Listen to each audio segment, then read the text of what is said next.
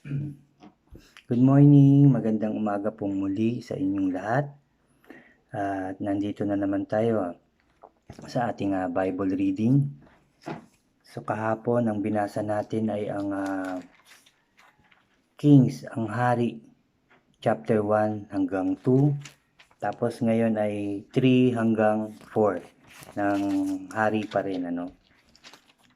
So kahapon nabasa nga natin yung paghahari ni Haring Solomon na anak ni Haring David. Naging matagumpay nga siya at naging maayos ang kanyang paghahari.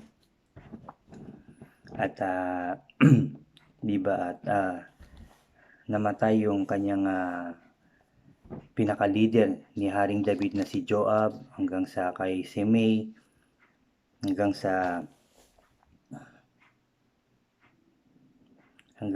yun, pinalibing niya ang mga taong yun. Sabi dito sa sa chapter 3 ng Hari. So ito ang sabi: naging kakampi ni Solomon ang Parao, hari ng Ehipto. Nang kanyang pakasalan ang anak nito, itinira niya ang prinsesa sa lungsod ni David habang hindi pa natatapos ang kanyang palasyo, ang bahay ni Yahweh at ang pader ng Jerusalem. Ngunit ang mga taong bayan ay patuloy pang nag-aalay ng kanilang mga handog sa Diyos sa mga sagradong burol, sapagkat wala pa noong naitatayong bahay sambahan para kay Yahweh. Mahal ni Solomon si Yahweh at sinusunod niya ang mga tagubilin ng kanyang amang si David. Subalit nag-aalay din siya ng handog at nagsusunog ng insenso sa mga altar sa burol. Minsan, pumunta si Solomon sa Gibeon upang maghandog, sapagkat iyon ang pinakatanyag na sagradong burol. Nakapag-alay na siya roon ng daan-daang handog na sinunog. Kinagabihan, samantalang siya ay naroon pa sa Gibeon, nagpakita sa kanya si Yahweh sa isang panaginip at tinanong siya, ano ang gusto mong ibigay ko sa iyo? Sabihin mo, wika sa kanya. Ganda. Sa panaginip to, kinausap ng ating Panginoon si Solomon. Sumagot si Solomon, kinahabagan ninyo at tunay na minahal ang aking amang si David, dahil naging tapat at matuwid siya sa inyo, at naging malinis ang kanyang puso, at ipinagpatuloy ninyo ang inyong tapat na pagmamahal sa kanya nang bigyan ninyo siya ng isang anak na ngayoy nakaupo sa kanyang trono. Yahweh, aking Diyos, ginawa mo akong hari bilang halili ng aking amang si David.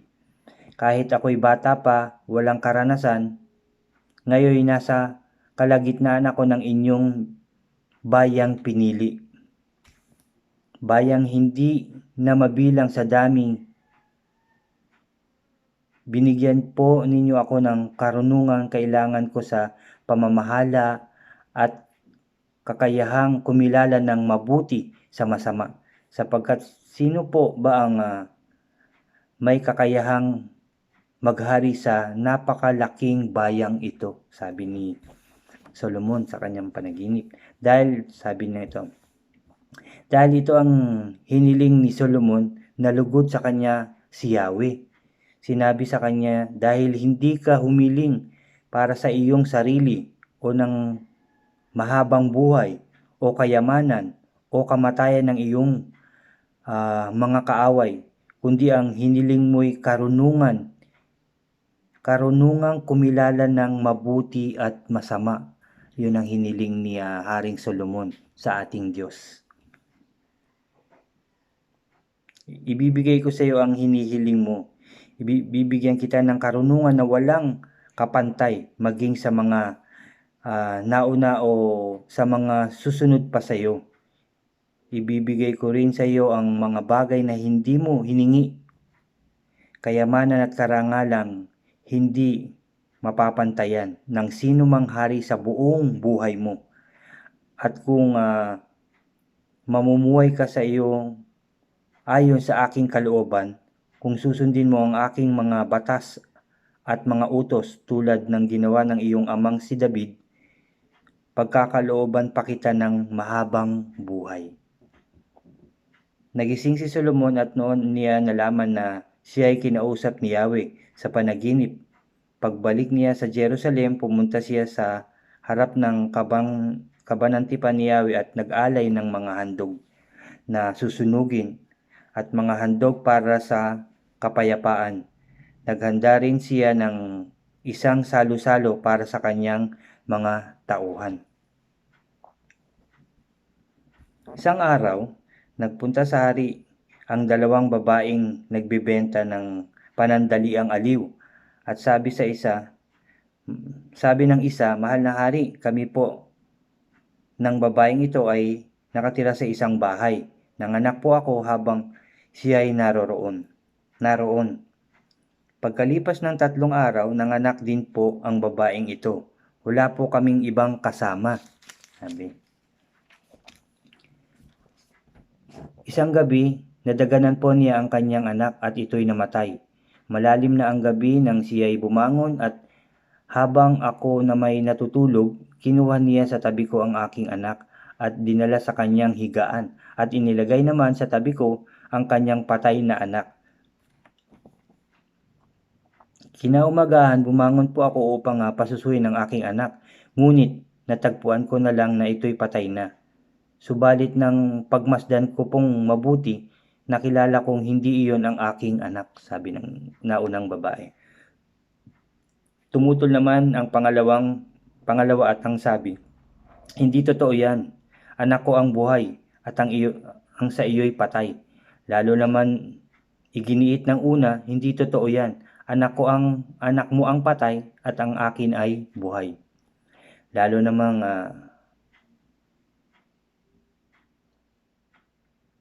iginiit ng yun nga, hindi totoo yan, anak ko ang patay, akin ang buhay. At ganito ang kanilang pagtatalo sa harapan ng hari. Kaya't sinabi ni Solomon isa, "Sinasabi mong iyo ang buhay na bata at kanya ang patay, at sa ikalawa ang sabi mo na may iyo ang buhay at kanya ang patay." Kaya nagpakuha ang hari ng isang tabak at dinala nga sa kanya ang isang tabak. Sinabi ng hari, "Hatiin ang batang buhay at ibigay ang kalahati sa bawat isa." Nabagbag ang puso ng tunay na ina ng batang buhay at napasigaw, "Huwag po, kamahalan, ibigay na po ninyo sa kanya ang bata, huwag lamang ninyong patayin." Sabi naman noon ng isa, "Sige, hatiin ninyo ang bata upang walang makinabang kahit sino sa amin." Kaya sinabi ni Solomon, "Huwag ninyong patayin ang bata, ibigay ninyo sa una, siya ang tunay niyang ina." Siyempre kung ikaw nga naman ang magulang nun, no, hindi mo pababayaan mapahamak ang iyong anak, bagkos ay ibigay na lang sa isa para hindi mapatay, ano. Napabalita sa buong Israel ang hatol ng iginawad ng hari at ang lahat ay nagkaroon ng paggalang at takot sa kanya. Nabatid nilang taglay niya ang karunungan ng Diyos upang humatol ng makatarungan. Galing, di ba? Tapos dito sa verse 4, sinabi dito, sa chapter 4, sinabi dito yung mga opisyales ni Solomon, no? Isa-isang binanggit dito. Ito ang mataas na opisyales ni Solomon nang siya ay hari ng buong Israel. Binanggit dito yung mga pari, ganyan, yung tagapag-ingat, pinakamataas, mga pari, tagapamahala, tagapagpayo, katiwala, tagapangasiwa, binanggit dito lahat, ano. Nagtaglay din si Solomon ng 12 punong lalawigan. Bawat buwan, isa sa kanila ang nag-iipon at nagpapadala ng pagkain para sa hari. At kanyang sambayanan. Ito ang kanilang mga pangangailangan. Ito ang kanilang mga pangalan, binanggit dito yung yung mga namamahala. Binanggit dito ang mga pangalan, Napakaganda rin ng ng hanggang mga kampo na anak ni Manase sa lupain ng Gilead. Kanya rin ang sakop ng Agob sa lupain ng Bashan. 60 lungsod na napapaligiran ng pader at may kandadong tanso sa mga trangkahan, So, binanggit yan dito. At meron pang isang pinuno sa mga sariling lupain ng hari, Sa mga lupain niya, may mga pinuno pang nakatalaga ang hari. Ganito karami ang pagkaing nauubos ni Solomon at ang kanyang mga tauhan araw-araw. Hari ng mainam, 150 kaban. Hari ng karaniwan, 300 kaban. Ulo ng pinatabang baka, 10 nito ay bakang galing sa pastulan, 100 tupa, bukod pa ang mga usang malalaki at maliliit, mga usang gubat at mga gansa. Sakop niya ang lahat ng lupain sa kanluran ng Ilog Euphrates, buwat sa Tifsa hanggang sa Gaza, at napasakop sa kanya ang lahat ng hari sa kanluran ng ilog, kaya't walang gumagambala sa kanyang kaharian. Habang nabubuhay si Solomon ay payapa ang buong Juda at Israel mula sa Dan hanggang sa Beersheba. Bawat pamilya ay may sariling punong ubas at punong igos. So napaka nung lugar niya sa kanyang paghahari. Maunlad ang bawat bayan, bawat bansa sa kanyang paghahari. Si Solomon ay may 40,000 kwadro ng kabayo para sa kanyang mga karwahe at mayroon rin siyang 12,000 mga ngabayo. Ang 12 punong lalawigan ang nagpapadala ng mga pagkain at lahat ng pangangailangan ni Solomon at ng mga tauhan. Pinakakain niya ang bawat isa'y isang buwan.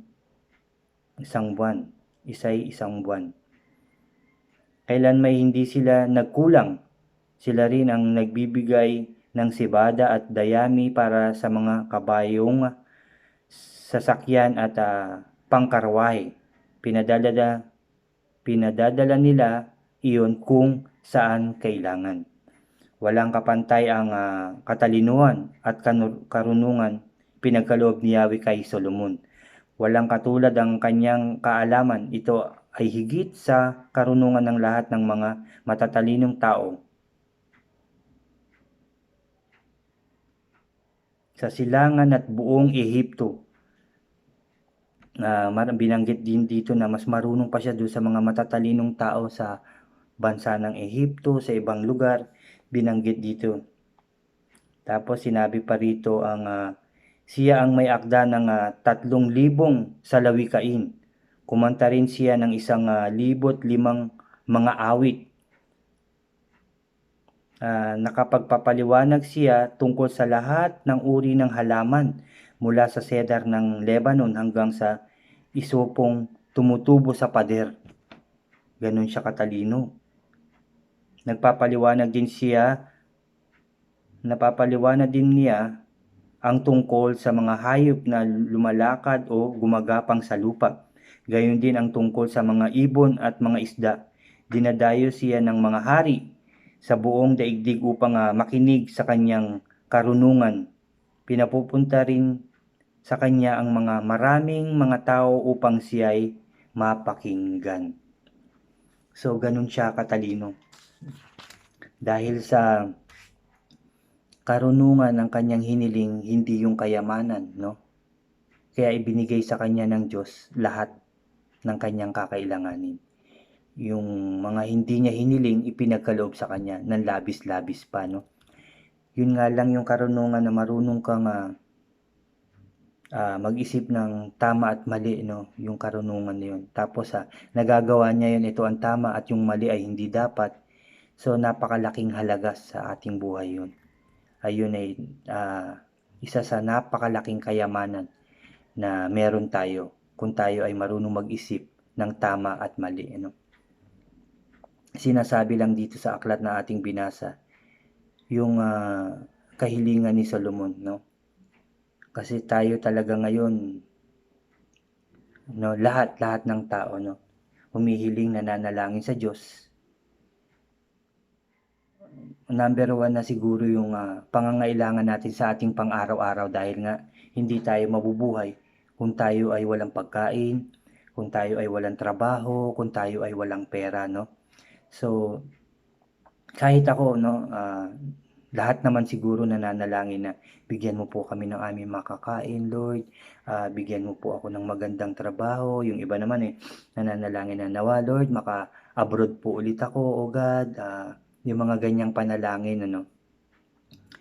Pero kung iisipin niyo yung kahilingan dito ni Haring Solomon, ay hindi material ang kanyang hiningi, kundi katalinuhan, ano, na mag-isip ng tama at mali. So, kasi kung tayo nga raw ay, kung tayo nga ay mga makakaunawa o makakaalam ng tama at mali, magagawa natin ang lahat, ano. Tama na ganito ang dapat kong gawin para ako'y mabuhay, hindi dapat ganito ang aking gawin, di ba? Tama rin naman siya. So, makakapamuhay din tayo dahil sa sinunod din niya ang mga kagustuhan ng Diyos, ang mga patakaran ng Diyos ang kanyang sinunod. So, nabuhay siya ng sobra-sobra at labis-labis. Hindi siya nagkulang, o hindi lang siya, hindi lang ang kanyang pamilya, kundi ang kanyang buong nasasakupan ay naging maunlad, naging masagana, naging maayos, naging masaya, at naging tagumpay, 'no? Tayo rin ay humiling ng ganong klaseng kahilingan kagaya kay Solomon. Hindi ko sinasabi na wag na kayo humingi ng pagkain kay Lord, wag na kayo humingi ng ganitong bagay kay Lord. Hindi ko 'yun sinasabi, 'no. Ang sinasabi ko, humiling din tayo ng katalinuhan, ng tamang puso at isipan, ano, na tayo makakilala ng tama at mali, at nawa ang lahat ng tama ang ating sundin, ano. So, humiling din tayo ng gano'n sa ating buhay. Ako, aking pamilya, tayong lahat na tao, lalong-lalo na sa ating sitwasyon ngayon, 'no? Hilingin natin 'yun, na magkaroon tayo ng karunungan, lalong-lalo na ihiling natin 'yun sa ating mga opisyales, sa ating presidente, 'no? Sa ating mga kapulisan, mga doktor, nurse, sa ating sarili, na magkaroon tayo ng tamang puso't isipan, na makaalam ng totoong tama at totoong mali. Yung nawa ang ating hilingin, ano? So, napakaganda ng kahilingan niya Solomon, di ba? So, tayo ay muling manalangin sa ating Diyos na buhay. Aming Diyos na buhay, aming Panginoon sa langit, aming Diyos na nagbigay ng lahat ng meron kami, nagbigay ng buhay, nagbigay ng lahat, O God. Lord, maraming salamat sa iyong mga salita na aming nabasa na naman ngayong araw na to, Lord. Dahil muli na naman yung binuksan ng aming mga puso't isipan, O God. Salamat, Lord. Salamat, Jesus. Salamat, Holy Spirit.